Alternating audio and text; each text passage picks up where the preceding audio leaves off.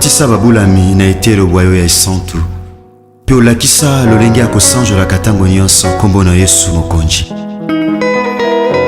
Soki Mose anetolaka masiya na elilingi mpe na lolenge ya nyoka ya ebende kuna na esobe, ekomi ntango ya kosanjola masiya na polele mpe kotanga nkombo na Yesu oyo ezali likolo bakombo nyonso.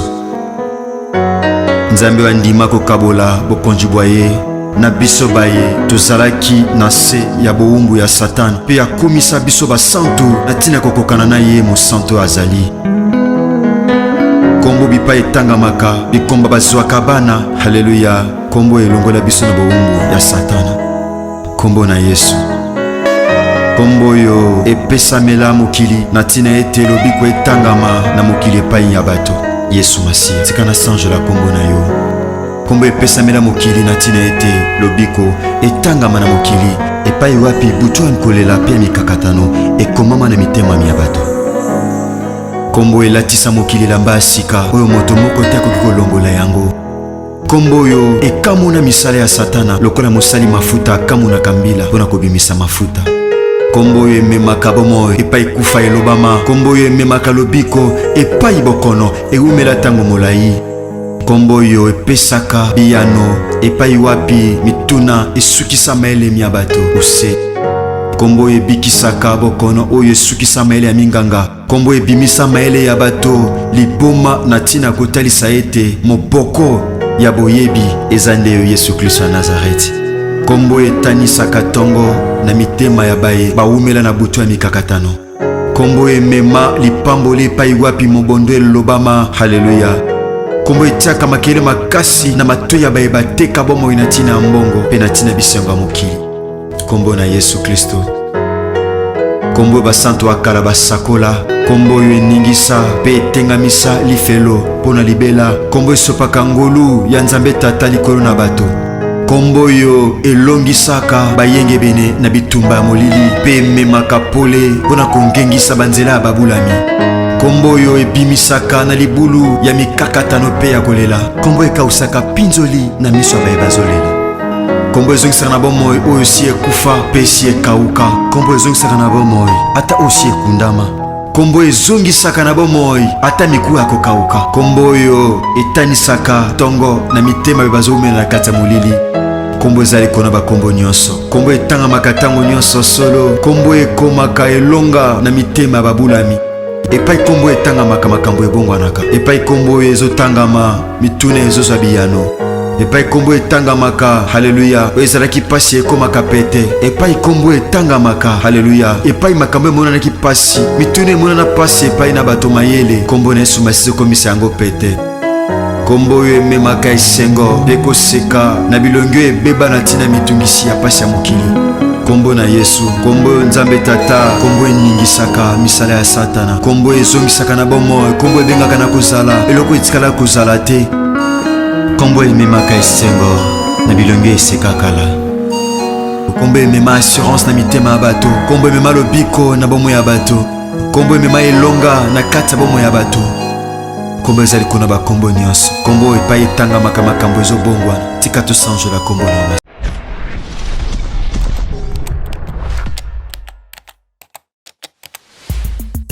Abonnez-vous massivement et surtout n'oubliez pas de décrocher la cloche de notification pour ne rater aucun de nos programmes.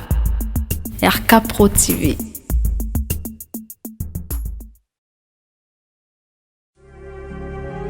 Au commencement était la parole, et la parole, et la parole, et la parole, Christ.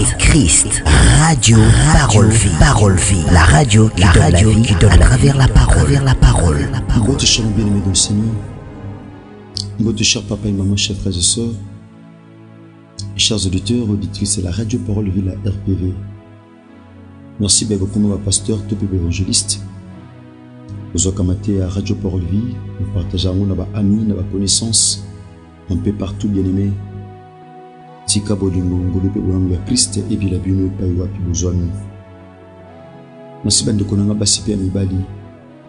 Le bozaka na souci avancement musala munene ou bien-aimé to katela pongi butu petongo nyonso. Pour la sala bino ngolobe bolamu mingi bebo comme ça Radio Parole Vie église pona bino. Tom se pa wa bozwami. Église où tombe la Christ eza penzate. Bien-aimé, je sais que la Kolanda Mini Radio Parole Vie, nous partageons ma terre, nos amis, nos connaissances, nos relations un peu partout. Bien-aimé, Tika Kolo Yesu Christ Nazareth, à Salabino de l'Épée. Je l'ai toujours dit, bien-aimé, je suis le prédicateur de la bonne nouvelle. Votre frère, héritier Bissiamou, pasteur, mon atatalanga, le révérend évangéliste Jean-Paul Meata, pasteur de la foi. Ce fait bien-aimé de le Seigneur, nous avons une grande activité. Mon frère, ma soeur, cher bien-aimé de le Seigneur, semaine prochaine, Tobi Kolentama, organisation Radio Parole Vie, chaque fin à mois, bien-aimé, nous avons une activité à l'Ossam. Yambalo to banango vendredi, il y a le 2. Pour notre chuter nango lundi, il y a le 5. Bien-aimé, activité tous en ango topé le samedi il y a 3 jours. Thème ezali l'atmosphère de Jacomosa. L'atmosphère de Jacomosa ezali une grande activité. Et 5 ça va famille sur Radio Parole Vie natina ya kobonde. Bien-aimé, maman li comme biso tous partager autobandaki depuis mardi. Ezali nini na salité. Bien-aimé de le Seigneur, l'évangile de Jean chapitre 19, verset 30, vous connaissez le bill. Tant où Christ a mis le vinaigre, bien-aimé vinaigre, ezali liquide ou ebonisama, pour que l'embissa musuni. Tu peux que ça la naïsage mususu. Et ça la mate pour mouton mélange. Mais Christ a zaki na posa maï, ba pêcher vinaigre, parce que komama. Et comme maman pour nous nous soigner et kokisama. Christ na simalobi tout est accompli. Ngoro bani ba prophétie nous so e pesama na Joël bien-aimé de le Seigneur na Michée Isaïe bien-aimé toutes les prophéties bien-aimé de le Seigneur e pesama ki na tine ya Messie et kokisama ki nyuso. Voilà pourquoi Christ est en amoni nyuso salami bongo. Na oya sala réaliser qui bien aimé de le Seigneur awa na sena tango tango déclaré que nyonso ekokisami topé tout est accompli. Bien aimé toba ki tout est accompli tout le monde a tétélestai zani bien aimé ezotali sabiso que musala o esengela ki esalema ya musalema ki. Voilà pourquoi thème na biso zali nini na salité nini na pesité bitumani na longicité makasi nini na pesité nini oyo esengela ki na sala onga na salité na lesi batu mapa na zongisi bondeko na pesi kimia na zongisi sengo na mitema nyonso na sali yani loko moko te oyo zangi kosalema. La Bible dit bien-aimé de le Seigneur, toutes choses ont été créées par Christ et pour lui. Rien de ce qui a été créé n'a été créé sans zèle. Donc notre Dieu a tout. Voilà pourquoi la Bible dit en Christ habite corporellement toute la plénitude de la divinité. Katinaye bonzambe nyosonde etondi sami. Bien-aimé tobi maman comme biso ezali bien-aimé tétélestai. Bien-aimé wana na grec. Terme eza riche dans sens. Aujourd'hui ça biso c'est achevé. C'est achevé. Et kokisami et sili, c'est que notre Dieu a salaka makambo za inachevé te. Asaka makambo soka bandiango a comme sangoti na suka. Pour aloba tout accompli, il a fallu à observer. A taliye moko nini onga na salité. Na sali likambu songolo, na sali pakala, tanga moni eza achevé. Bien-aimé dans le Seigneur, ne aeko ganga tobi bien-aimé dans le Seigneur, tout est accompli. Ezali, c'est achevé. C'est accompli. Bien-aimé. Où la dette est payée. Alléluia. La dette est payée. La dette est payée. Tu vas dire que bika na nyongo. Tu vas dire que bika na nyongo. Ba parents, na mabe ba parents ba sala parce que ba disciple ba tourner qui Christ dans Jean chapitre 9. Qui a péché? C'est lui ou ses parents. Bien-aimé dans le Seigneur. Batuni qui a péché, c'est que ma belle ya ba parents et qui ko influencer vie à moi. Donc tout est accompli là ici, la dette est totalement payée. Muto sengo nyongwazate mon frère ma soeur. Muto senga mona no nyongwazate.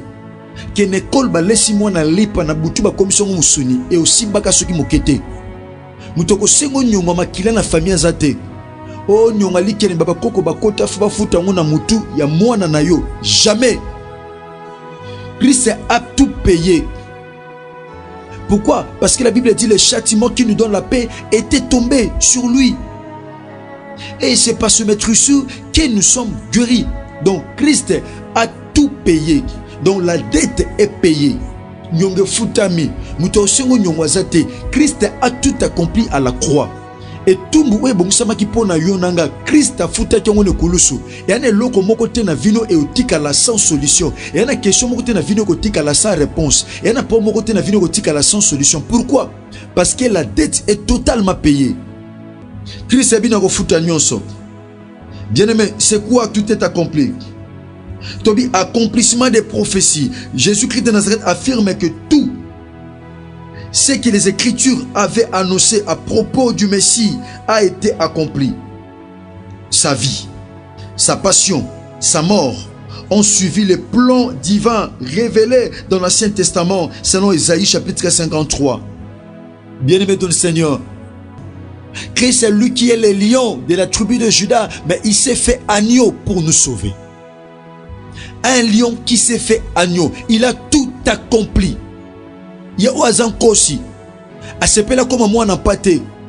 Par preuve, Jean-Baptiste a présenté qui est dans la Jourdain. À l'obinin, voici l'agneau.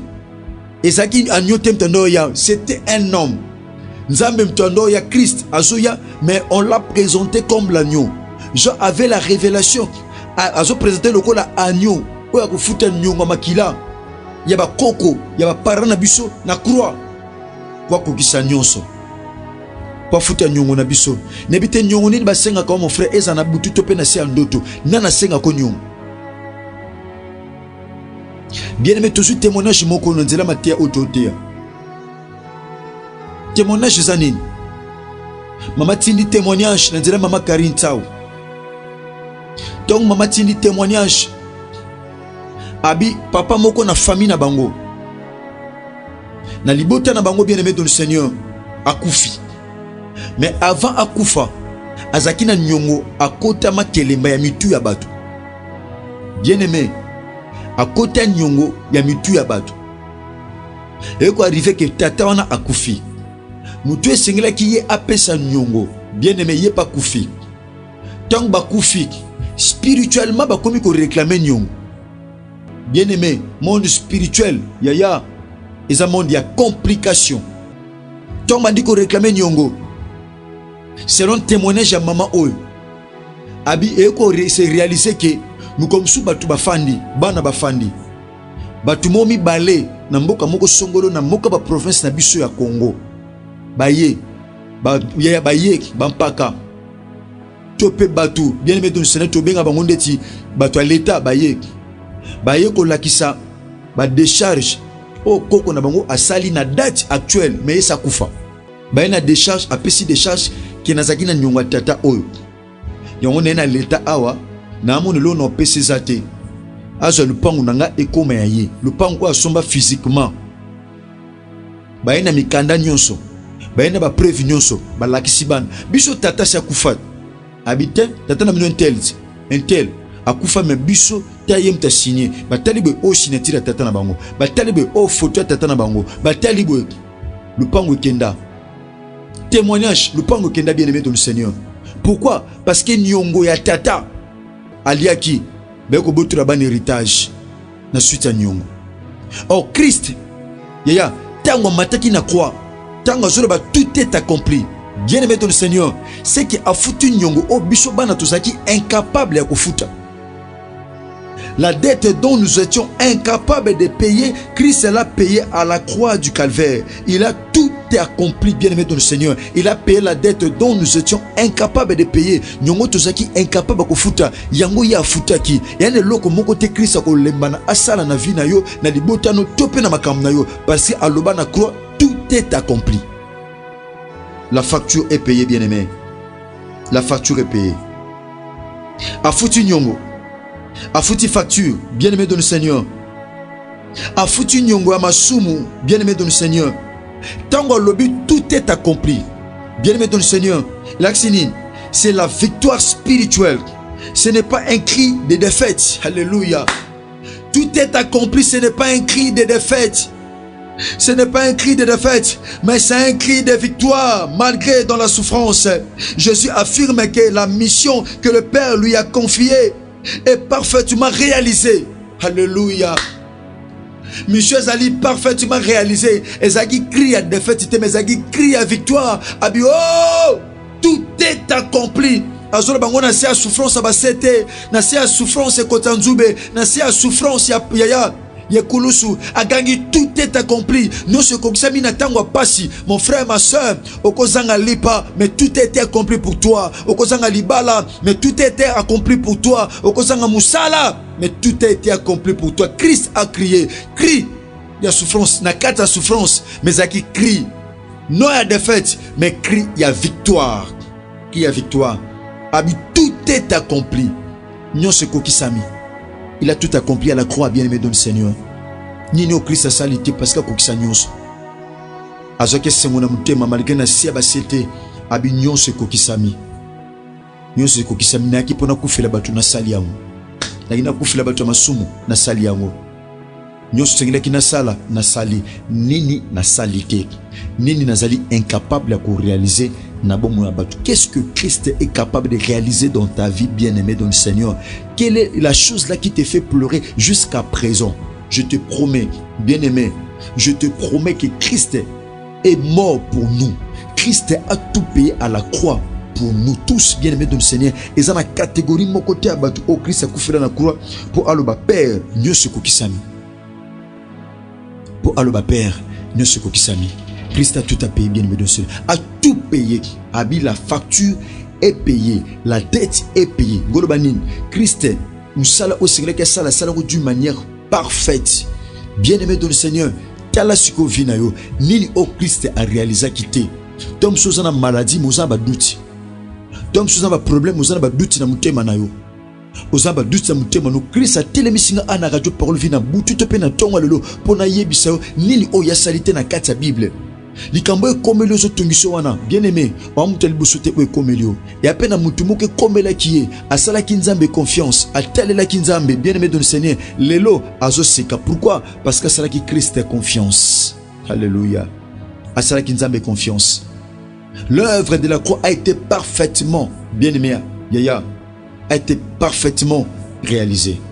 Parfaitement, bien-aimé dans le Seigneur, réalisé. Christ azoganga na kata souffrance.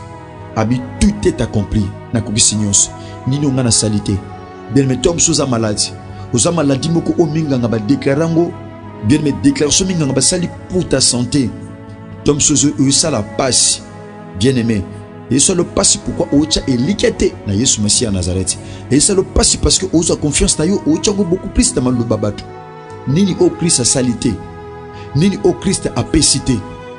Christ a pesaka bana, Christ a pesaka mabala, Christ a pesaka santé malamu, Christ a pesaka élévation, a pesaka succès, a pesaka nyuso ozanango pour ça. Et loko mon côté aux autres Christ est incapable pour na réaliser ango parce que tant le tout est accompli, la facture est payée. Lorsque tu as facture est payée, au moni farti aussi ba foutian. So ba fouti déjà farti, ce qu'on a prêté au retirer biloko au fouter les factures, ba komakapé à retirer. Ça prouve à suffisance. Et le Seigneur aux allélo, aux angolopi. Mais aux a déjà la facture. Et le que le plus important, on a facture, on a ticket. Oh, facture na biso. Et ça, misala Christ a réalisé na croix. Facture na biso. Et ça, misala au Christ a sala ne koloso. Tant le but tout est accompli. Et ça facture. Et ça billet. Eux que pesa yo nanganzela to kote pe Seigneur to kota. Eux pesa yo nanganzela to fande pe Seigneur to fanda. Eux pesa yo nanganzela to bimi pe Seigneur to bima. Eux que pesa yo nanganzela bien aimé de le Seigneur. To zo o Seigneur to zo. Eux que pesa yo nanganzela to komana o Seigneur to komana ngwe. Eux que pesa yo nanganzela to simba o Seigneur to simba parce qu'il a tout accompli à la croix du Calvaire. Il a tout accompli. Donc la facture, lorsque la facture est payée, bien aimé dans le Seigneur, mouton facture ici est foutami. Arzonga soute na caisse. Ana ti donc na caisse c'était aroleka directement na livraison. Alléluia. akoleka directement na livraison. Mon frère, ma soeur, cette année 2025, na zo bisa batu nyonso te, eza na jara batu bomona kama makambe simbi mbala moko. Oloba kaka siko makambe simbi te abanda kotambola na facture. Alléluia. Ye mo aleka so na facturation ezate, akoleka directement na livraison. Eza batu beleka mitima na tango bomoni asombi te. Bien aimé dans le Seigneur, azaki déjà na facture. Pourquoi? Parce que Christ a tout accompli. Aïe aïe aïe, maladie homstom bamsuba c'est nango 2 ans, 3 à 4 ans. Mais abiki nango na mikolo kutanga. Pourquoi? Aza déjà na facture na maboko. Pourquoi? Parce que ça na nzambe moko adekara abi tout est accompli. Nini au Christ a salité. Qu'est-ce qu'il n'a pas fait? Qu'est-ce qu'il n'a pas fait? La facture est déjà payée. La dette est déjà payée. Nana senga ko nyongo. Nyamabe ba paraba sala tout ko leksa lo sambo aw. To baki jamais oko kamino ngai na manga mobeso oyoliate. Ezana mutu moka sepela ayoke la yonanga minu ngai ne kulusu. Bien-aimé dans le Seigneur. Ezana mutu moka sepela ayoke la yonanga minu ngai na croix. Nini o Christ a salité yebisanga na zongiso na Bible. Yebisanga maladie wana Christ a incapable bikisango na zongiso na Bible. Yebisanga mon frère. Yebisanga la Bible dit c'est passé maîtrise que nous sommes guéris de toutes nos maladies. To bika na bokono nyonso. Bien-aimé dans le Seigneur, message zaki pona yo. Ezaki pona ndeko na ote ayo. Na to na kata studio ya Radio Parole Vie. Na mona ote bien-aimé dans le Seigneur, tam sozo mona nga na nzela réseaux sociaux. Na nzela TikTok. Ya Radio Parole Vie. O mona nga na David pour toute télévision. Na pasteur Juve télévision, tam sozo landanga. Na DLF TV 2, na chiffre 9 télévision, tu peux na RK Pro TV. Bien-aimé dans le Seigneur. Ola nga na DLF TV. Bien-aimé. Et le connaît au Christ aza incapable de réaliser. Il met tout comme pratiquement la souka. Ce que monsieur Zaki ponon li pamboli. Kubomba ngote pona yo moko. Partageango na ba ami, na ba connaissance, na ba famille, topé na ba relation. Nini au Christ aza incapable de réaliser. Tom sozo na social libal. Nini o ya koki o salate. Ce que tu sali ou eleki ya libal, bon libal. Ce qui a pesi ou eleki libal na valeur, bon libal. Yama kamamikie parce que koki sanyo sur na croix. Afuta facture pe apaya nyongo nyonso. Merci tika ngolu bongo pe bolama klise bilabino. Notre numéro de contact est ali plus 243 89 75 79 117. Ezaki wabino ndeko na bino leki mwana muninga tope pasteur pour ba msusu bien-aimé dans le Seigneur, héritier bisiamo Herbi, pasteur mon tata nanga les révérends évangéliste Jean-Paul Meata, pasteur de la foi. N'oubliez surtout pas ces grands rendez-vous de le Samba Radio Parole Vie à partir du vendredi prochain, toujours dans l'atmosphère de Jacomosa. Vendredi, samedi, lundi à les 5, pour chuter dans cette grande activité. Il y a Mabota Lokola, mon message. Merci à celui qu'on appelle David Poutou. Merci à David Poutou. Merci David Poutou et David Poutou Télévision. Merci à pasteur Jive Mwenze. Ozaki, il y a Azaki dans l'ombre et l'on a Jive Mwenze. Et l'on a pasteur Jive Télévision. Merci à celui qu'on appelle ingénieur Chris Kundenga Enoch DG Tatana Sublime. Kolo Yesu Christ Nazareth Akansabino. Merci na Trésor Tingi. Merci na bande konyoso. Yesu Masia Nazareth Nzambe malamu pe bolingo. Asala minongolo pe bolamu. Bien-aimé dans le Seigneur, tu programme malamu lobby samedi. Lobby samedi tozakana programme il y a le sambo. Lobby samedi tout bon de la kanzam. Tozakana le sambo en famille, tout bon de la radio Parole Vie. Bien-aimé dans le Seigneur, banda sango au lobby na même heure de tout bon de le sambo. Biso pe lundi, to ko chuter na intercession internationale des familles. Nini Christ a salité bien-aimé dans le Seigneur. Tu bis Nzambe Seigneur. Sangisa libota nanga yeke nako panzana. Seigneur, longisa libota nanga. Seigneur, pesa biso un nouveau départ. Seigneur, dis grâce longisa biso bitumbo. Seigneur, futela biso nyongo. Banoko ba osinga biso nyongo na butu. Batatale ki ba osinga biso nyongo na butu. Ba osinga biso nyongo makila banoko ba bakota. Banoko makili ba bakoko bakota. Yesu Masia Nazareth okokisa nyonso. Ofutela biso nyongo ne koloso. Yango biso toko futa nyongo te. Toko yoka mino ngaite na manga mobeso tolia te. Yesu Masia Nazareth ozawapi. Yesu Masia Nazareth telema. Makomelo bitango telema kama banga epasukaka tango telema nguna bapanzanaka oloba Christ telema tata telema okokisa nyonso nini o salate za nini ngana zo ndima misala no ekoloso ekoma réalité pe vérité na famille nanga ekoma réalité pe vérité na makambo nanga ekoma réalité pe vérité na destin nanga ekoma vérité pe ekoma vérité pe réalité oba Christ nazana posa na yo nazana posa na okokisa nyonso futa déjà nyongo muto senga nyongo azate mina se ya ndoto muto senga nyongo azate mwana no bako senge nyongo te so balesi ngube kotika na nguba balesi eloko etika le loko jamais mutu akwa na butu asenga nyongo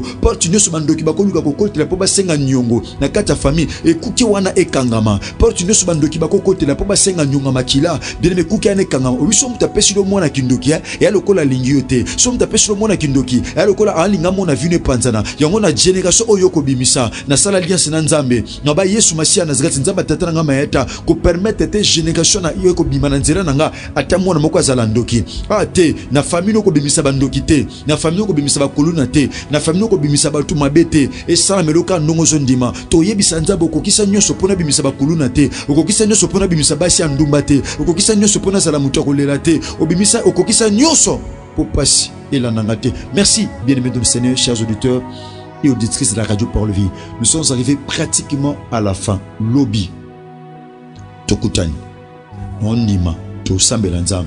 Avant de commencer l'atmosphère, il y a Jacomoza. Christ va nous bénir énormément. Que Jésus-Christ de Nazareth, le seul Dieu, l'unique et le grand vainqueur de Golgotha, vous bénisse. Au commencement, était la parole, et la parole, et la parole, et la parole, Christ, radio, parole vie, la radio qui donne à travers la parole,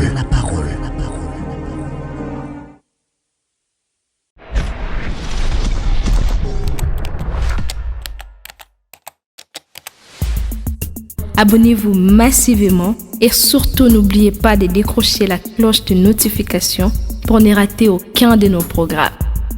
RK Pro TV.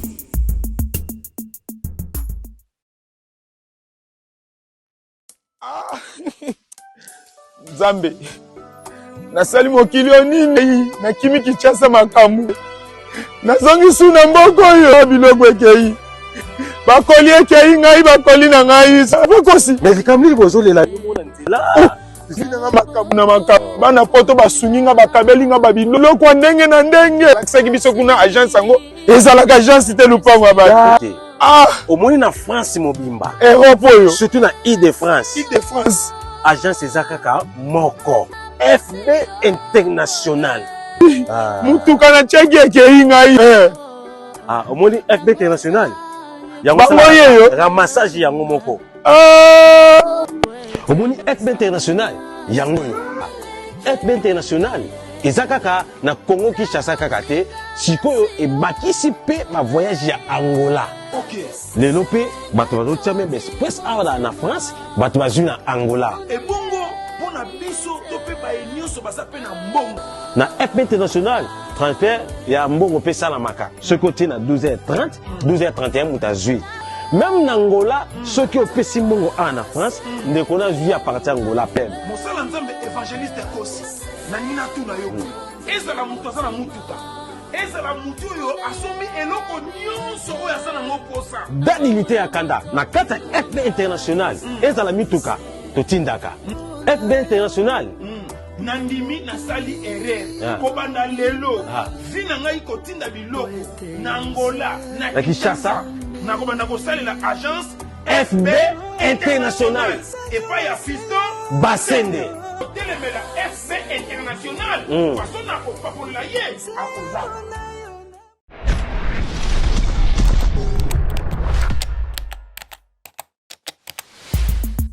Abonnez-vous massivement et surtout n'oubliez pas de décrocher la cloche de notification pour ne rater aucun de nos programmes. RK Pro TV.